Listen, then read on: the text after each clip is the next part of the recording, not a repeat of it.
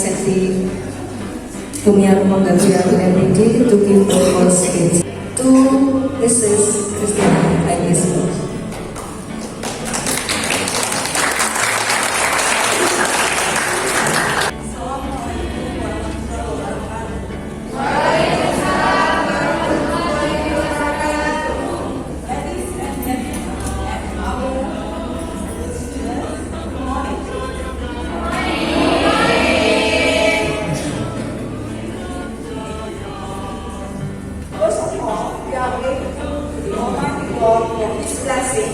That have made us be able to be face-to-face in degree. The MAC has several programs within UNIROW Tuban, Irinjalakuda India, and also IAIN Madura.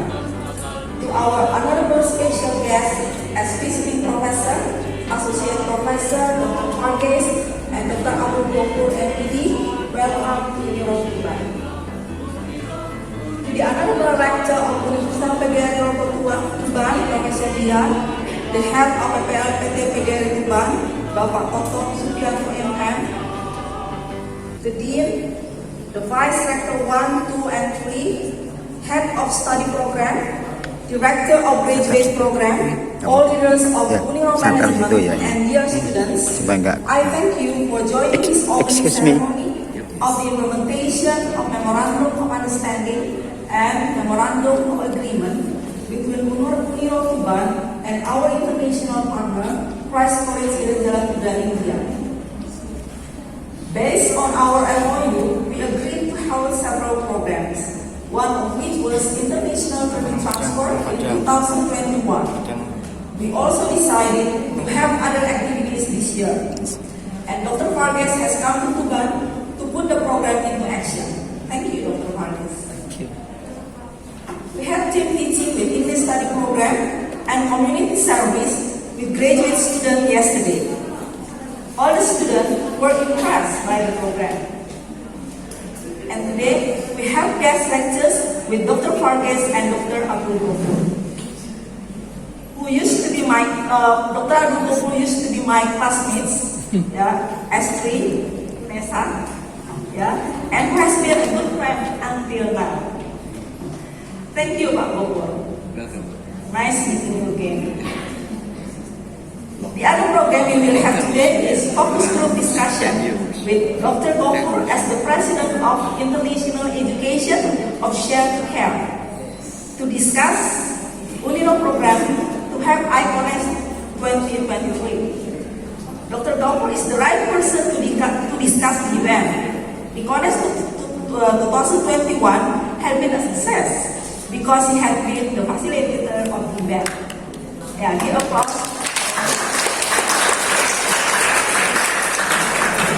We hope the ICONES 2023 will be able to be held successfully after having focus group discussion today. Today, the representative of the student from 16th study program of UNIROW will join guest lecture. We hope that with the two chosen topics, our students will be more aware of the challenges of the global society. They need to be provided with English as an international language, cross-cultural understanding, and ability to write business articles to be published so that they are able and ready to be engaged in global society. We hope that our partnership between UNIROW Tuban and Christ College Irinjalakuda India and our partnership with IAIN Madura will be sustainable. And with the Memorandum of Agreement that we already have, the programs can be held successfully. Later, we will sign the MOU, our previous MOU, to be a real document, and MOA that we already have, the programs can be held successfully between UNIROW Tuban, Christ College, so that each of us will have the original one instead of the virtual one. Through our international partnership, our universities will experience improvement and advancement in the quality of education, especially UNIROW Tuban, Christ College Irinjalakuda India, and IAIN Madura. Thank you very much, Dr. Vargheese and Dr. Assoc.Prof, for your willingness to share your knowledge and your experience. And I hope the student will get more knowledge about our topic today, as stated on the banner. And they can prepare, the student can prepare themselves better to face the challenging world. I also extend my deep gratitude to Director, Vice Director 1 and 1, 2, and 3, who serve as the head of English department, and all committee members for advice, support, and help so that we are able to hold the program yesterday and today. Last but not least, I wish the program today will be successfully held. Thank you very much. Wassalamualaikum warahmatullahi wabarakatuh.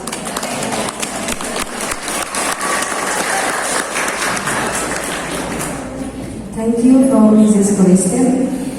Second speech from Rector of Universitas PGRI Ronggolawe Tuban. Now we invite Professor Dr. Dr. Sudiana Dian Nurjayani MS. To Mrs. Dian, time and place.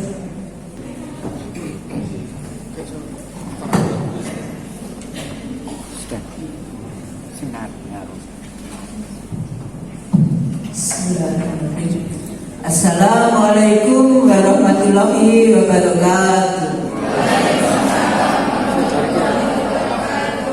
Honorable Assoc.Prof from Greece College, India, Associate Professor Dr.K.J.Vargheese and Dr.K.J.Vargheese MPD from UNIROW, Madura, welcome to campus UNIROW Tuban.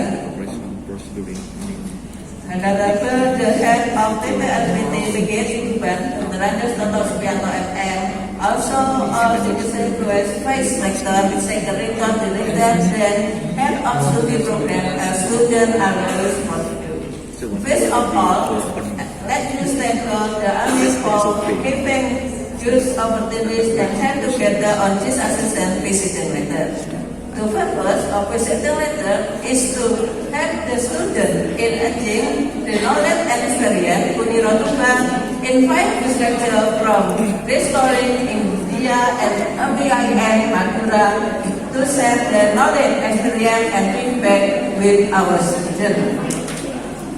When we have the Universitas Tuban, we are very honored as present to welcome Dr. Vargheese and Dr. Tamu, MPD to Universitas Tuban. We have had this collaboration since 2021, and there have been some activities that we have. ECONAS 2021 at UNIROW Tuban has been successful with the contribution and partnership from international education set to get with Dr. Assoc.Prof MPD as the President, restoring Irinjalakuda, and our other international partners. And we also had international credit transfer 2021 with restoring Irinjalakuda India facilitated by Dr. Vargheese. But the action was virtually because of the situation following from the spread of COVID-19. And today, we thank God we met again a great face to face. We thank Dr. Vargheese and Dr. Assoc.Prof MPD for their willing to share the experience and experience to our students. We hope our students will take benefit today this lecture so that they become more ready to become global citizens that can contribute the health skill and soft skill for the community, nation, and development. Now UNIROW is the global student capacity to make and the national standard regulatory system. Implementation global value in every aspect of together and also digital progress with government group, government institution and government institution to work together in primary education service. We don't worry that they will not to be able to work alone. Thus, inter-university project and cooperation are meant to be considerably important. From internationalization by of cooperation among universities. My university including UNIROW, Tuban, Experience, Information, that quality student. Ladies and gentlemen, Universitas PGRI Tuban has 5 faculty and program master from biology, education, and basic education, working contribution to the development of education, science, and technology locally and globally. We had declared research as become being qualified, competitive, and professional universities of PGRI in 2035. In SSL, a special foundation has become the top the attitude and action that there are everywhere its member. To realize this vision, of course, many challenges must become for Tridharma, education, research, and community service, activities for advancement and development of UNIROW individual. As one institution will have under implementation, education, science, higher education, we continuously providing and development research product. Concept of idea and innovation can implementation, the form of contribution, the role in education institutions, strength and research product. We have cooperated with local partner with some step 1 cooperation such as Cement Indonesia, Pertamina, and some American companies such as ExxonMobil for education, research, and community service. We also have MOU with Foreign Universitas and offer 20 universities in Indonesia. UNIROW Tuban has established to Campus Merdeka, a campus that is open for cooperation with other national and international institutions and give the student opportunity to study outside the campus, and the faculty member become visiting lecturer or to join research or the community service with other institutions. We hope that our partnership among UNIROW Tuban, Chris College, Irinjalakuda India, and YN Madura can be continuous in future. So that lesson will give witness to our institution. Thank you very much. With the pleasure of it, I officially declare the Kuliah lecture program and other program effort. Wassalamualaikum warahmatullahi wabarakatuh.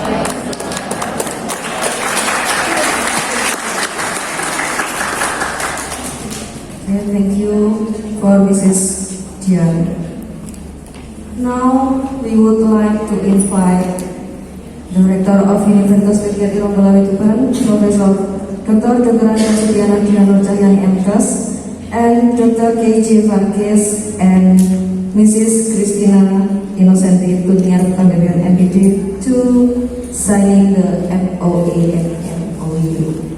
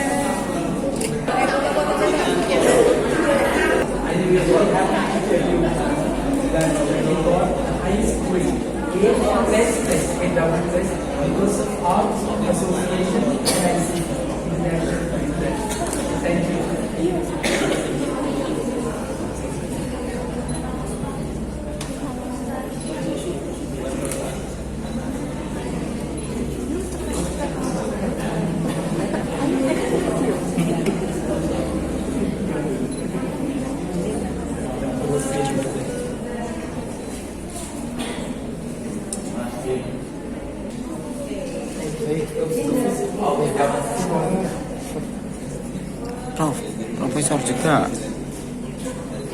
Prof aku juga.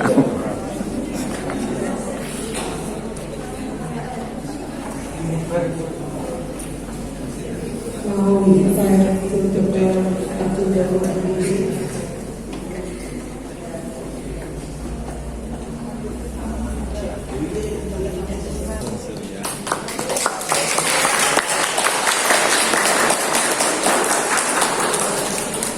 Then to Mr. Dr.K.J.Vargheese.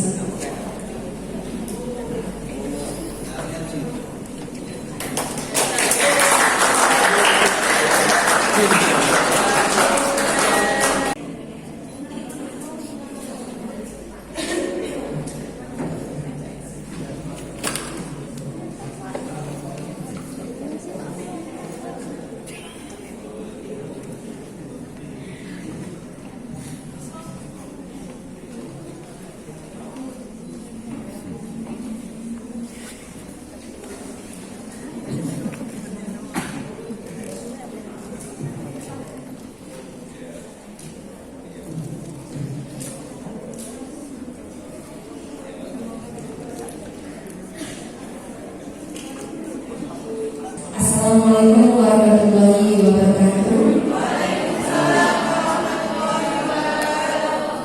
Good morning, happy audience, students, and all lecturers. How are you?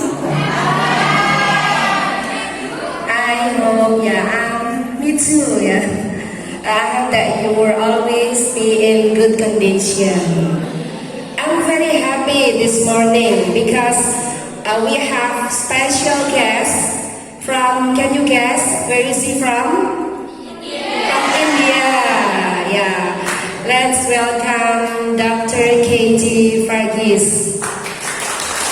And also, we have our special guest from Irinjalakuda, Dr. Abdul Ghafur MBD. Welcome to UNIROW, sir. This is the first time I meet you in reality.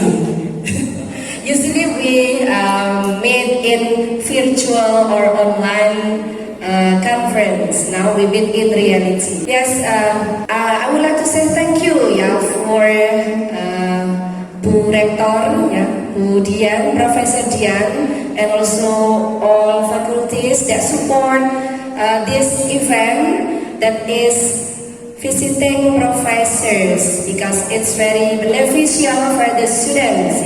You can share your knowledge, you can get new experience, and also you can interact. You can have social interaction with educators and professors from global, from other universities. Now, let me start with the first from Associate Professor Dr. K.J.Vargheese with the topic that is very interesting: the important roles of English and cross-cultural understanding in global communication. Before starting the presentation, let me read the short biography of Dr. Vargheese. He is Associate Professor and Research Supervisors from Christ College Irinjalakuda, Research, Kerala, India. He lives at Kuliah House, P.O. Pulazi Olalikara. I hope that my pronunciation is correct. And his educational qualifications: his MA English Bachelor of Education, PhD in English Language Teaching through Information Communication Technology, PNG Diploma in Journalism, and PNG Diploma in English Language Teaching. And he has teaching experience for 27 years. And he achieved many awards. Let me read. The first is Best Teacher Award from EDUCOS, Best Global Educator Award 2022, and then Outstanding Educator of the Year 2023 India Inspired Speaker Award, and then Professional Excellence Award. So many awards around the world. And he got membership in international and national professional bodies like the country head of Indonesian Education Share to Care Indonesia, presenting the lecture. Okay, I'm just coming down so that I can be a bit close to you, and I think I can interact with you more, closely. So, I see many familiar faces now because we interacted yesterday with the team teaching with Burisa. Okay, so that was a nice experience, and today I would like to introduce to a topic, or we'll have a discussion on the important role of English in global and cross-cultural communication. The need that we should have in cross-cultural communication so that, okay, we become global communicators. I think we need English, and especially the role of English. English is considered to be a lingua franca. Do you understand when I say lingua franca? It means a connecting language. Because 5 years back, I was a speaker in Hong Kong, and the conference is titled Lingua Franca Conference. But there are so many lingua francas, so many connecting languages. For example, for China, they speak Mandarin. Mandarin is their language, and it connects all parts of China. And here we have Bahasa Indonesia. See, you all have your own mother tongues, or you all have your own languages, but Bahasa Indonesia connects Indonesia. In the same way, in India, we have two official languages. One is Hindi, and you know Hindi, I am sure. I taught you a bit of Hindi. You know, as we said yesterday, Shah Rukh Khan, Kuch Kuch Hota Hai, Dilwale Dulhaniya Le Jayenge, all Hindi, right? Then another language is English. So we have two official languages. So in India, English is taught as a second language, whereas in Indonesia, English is taught as a foreign language. And then there is native language speakers. So to set the ball rolling, or to tell you, see, we have three types of speakers as far as English is concerned. And it is, if you listen to Braj Kachu is an Indian, but he teaches he and his wife, both of them teaches in UK, in universities of Cambridge, and they have in fact followed. I think I'm clear. See, you do understand when I speak? Yes, great, because there was a bit echo, so I thought, okay, right. So he has drawn three circles. There is an inner circle which consists of native speakers. Where are the native speakers of English? You have in Britain, England, America, USA, the United States of America, then Australia, Canada, New Zealand. Okay, so they are native speakers, and they say it doesn't grow, that it is stagnant, it stills. But then you have the outer circle, bigger circle of second language speakers. And second language speakers are like India, we speak, and I think Pakistan too speaks English, right? okay, right. So many countries, and it is a bigger circle.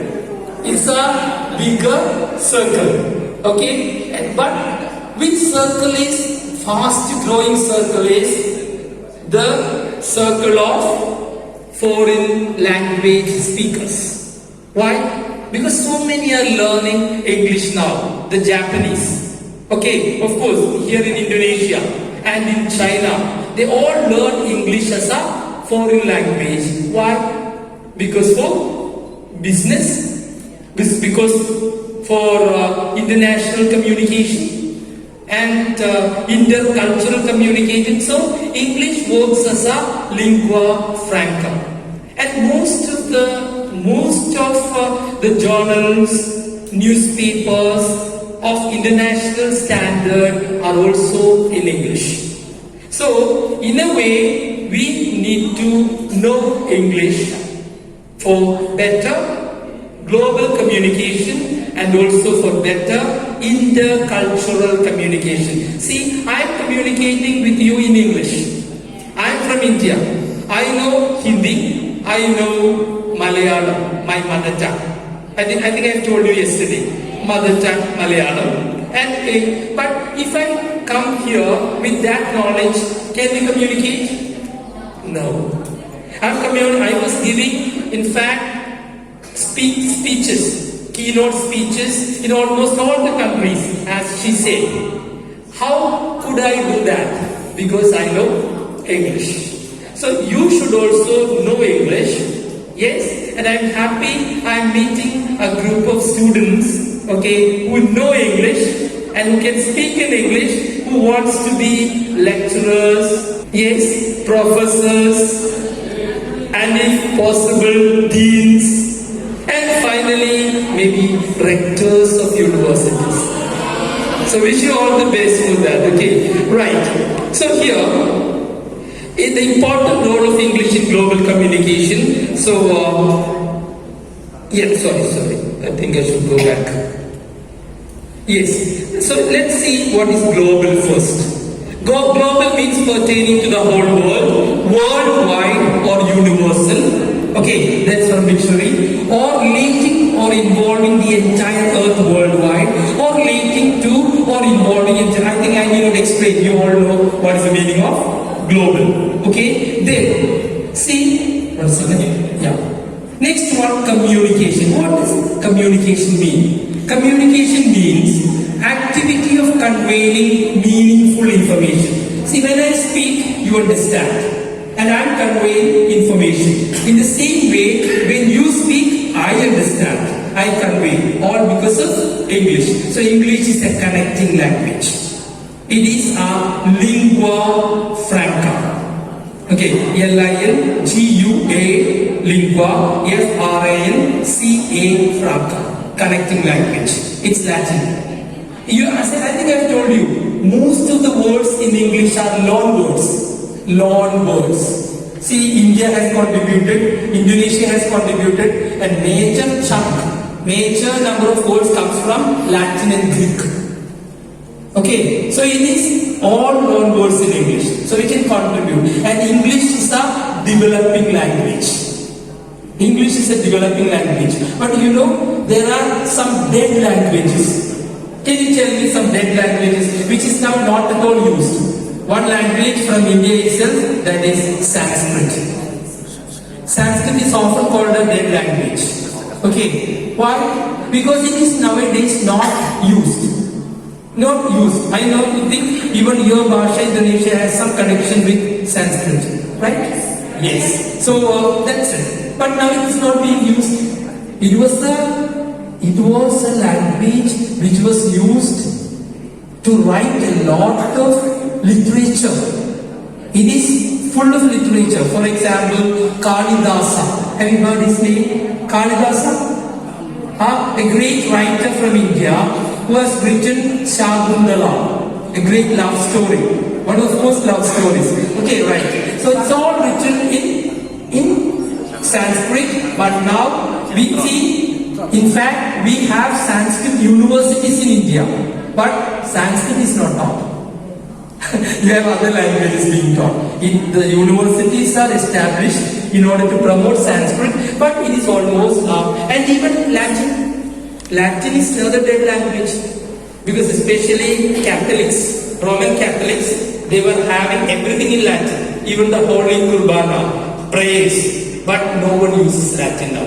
Only very little people in Rome. So what is happening here is, so they are often called dead languages, whereas English is a developing language. Okay, so the activity of conveying meaningful information requires a sender. You know, for a communication you need a sender, message, and then it can occur across all those distances, anytime, any space it requires. So communication in general is a process, is complete once the receiver has understood the message from the sender.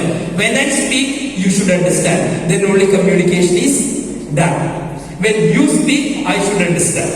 That's clear? So there is communication. Okay. Now, what is culture? Culture is the ideas, customs and social behavior of a particular people or society. See, you have a culture of Indonesian culture. We have, of course, an Indian culture. And Pakistan has its own culture. Yes. Yeah, so we are friends. Okay, so Pakistan has its own culture. So we have, see, I have spoken in 3 webinars from Pakistan. Okay, I was a speaker. Right. So here, culture means everyone has their own culture. And we are speaking about cross-cultural, and another similar word is intercultural communication. They are used simultaneously, or both are correct. So here, a culture is a way of life, right? A way of life of a group of people, the behaviors, the beliefs, the values, the symbols that they accept, generally without thinking about it. We just follow our culture. Do we really think about our culture? See here, for example, I am showing some examples also later, so it will be interesting. Okay, different cultures. See, there are places. What do you understand when I say like, when I move my head like this? What is it? No. This yes or no? No. No. When I move my head like this? Yes. Yes. But there are countries, some countries in Africa, where when you say like this is yes, and when you say like this, it is no. Okay, we just follow it, right? So accept generally without them, and are passed along by communication and imitation from. See, we imitate many others. See, you are all wearing hijab. That's a culture of Islam often, and we people in our place also, all Muslims will be wearing hijab, right? Okay, and we there was a question asked yesterday, I think from the teacher side. Okay, but we have our uniform schools, but we allow everyone to follow their culture, their dress. So dress is a part of culture. In fact, this is a Western dress. I must be wearing a mundu, and kaili. Okay, I think my ICT students had presented me with a what do you call it, dhoti in Tamu. It's something which I have bought it, and if time comes, I think we don't know whether we have time. In my life, I was wearing it for my farewell function. The goodbye party. I was just wearing that. Like Sarong. So yeah, that is my traditional dress. But because I am here as an international speaker, I do wear this. This is Western, but we wear this. Okay, right. So culture means without thinking about them and passed along by communication and imitation from generation to next. So it has been passed from one generation to next generation, and we just follow it. So that is culture, and we are proud of it, right? Our culture. Then, what is cross-cultural communication? Cross-cultural communication is a field of study. It's a field of study that looks at how people from differing cultural backgrounds communicate.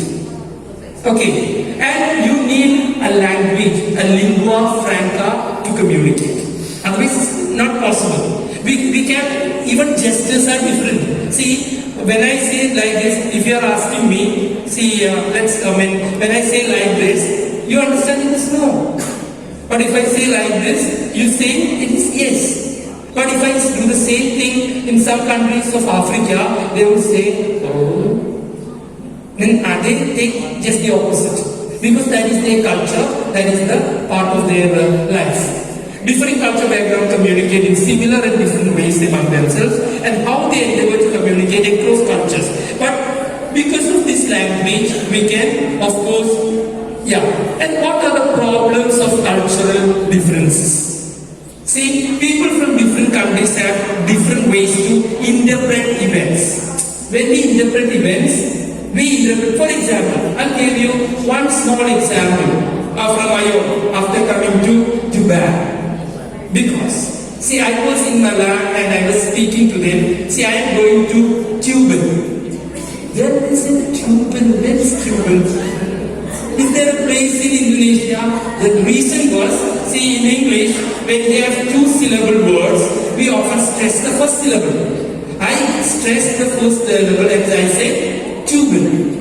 Then they couldn't understand. Then they told me it is Tuban. Then I said Tuban. Everyone understood. So what is it? That is because I need to speak the name of the place as you speak. It has nothing to do with English name. See, if I use the theory in English where when there are two syllables, we often stress the first syllable. It won't work. It won't communicate. Because I told many that I'm going to Tuban University. Tuban. Do you mean is it in Indonesia or somewhere else? I said it's in Indonesia. Then there was big confusion. Then somebody else said it is Tuban. Yes, Tuban. Okay, fine. So Tuban. So hope you understood. So this is something people in different countries have different ways to interpret events. They have different habits. Habits are different. Different values. Okay, maybe I'll show the difference in values. Maybe before I go to this, see? Maybe I'll just, this is a blocks. Before that, yeah. Adam and Eve. Adam and Eve. See, read it.